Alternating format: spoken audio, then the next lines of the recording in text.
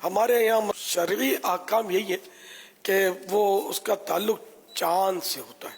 روزہ بھی جیسے چاند دیکھ کر ہی رکھا جائے گا، کیلنڈر سے نہیں. چاند کیلنڈر میں ٹھیک ہے، سارے سال کا کیلنڈر چھپ جاتا ہے، وہ چلتا رہتا ہے، لیکن جب روزہ رکھنا ہے چاند دیکھو. اور رمضان شروع کیا چاند دیکھ کر، دیکھنا اس کا شرط ہے. دیکھے یا دیکھنے والوں کی گواہی گزرے، اور جو مطلب یہ کہ قاضی ہو، جو عالم دین ہو، اور وہ اس پر فیصلہ کرے کہ بھئی ایسے موقع پر اتنے گواہ چاہیے. یہ سب مطلب یہ علماء کا کام ہوتا ہے.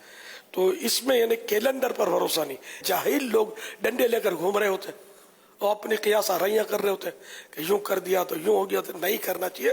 علماء کے پیچھے رہو گے تو جنت ملے گی، ورنہ یہ ماڈرن لوگوں کے پیچھے اگر چلو گے نا، وہ تاریخ دانوں اور جغرافیہ دانوں اور توقیت دانوں کے پیچھے، تو کوئی آگے پیچھے ہو جاؤ گے. تو اس لیے عاشقان رسول علماء جو فیصلہ کرے نا، میری سمجھ میں یہی آتا ہے کہ آنکھیں بند کر کے مان لینا چاہیے. اپنے آتا جاتا تو ہے کچھ نہیں. آخر نماز بھی تو مسجد کے امام کے پیچھے پڑھتے ہی نا، پیچھے اس امام کے. اور جنازہ کوئی سائنسدان آئے کر یا کوئی مطلب کوئی بڑا فن خان ترم خان آ کر جنازہ ہمارا تھوڑی پڑھائے گا، عالم پڑھائے گا.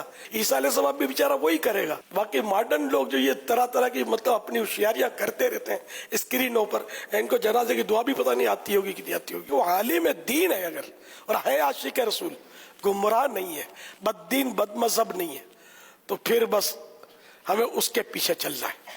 یہ ہمیں جنت لے جائیں گے انشاءاللہ.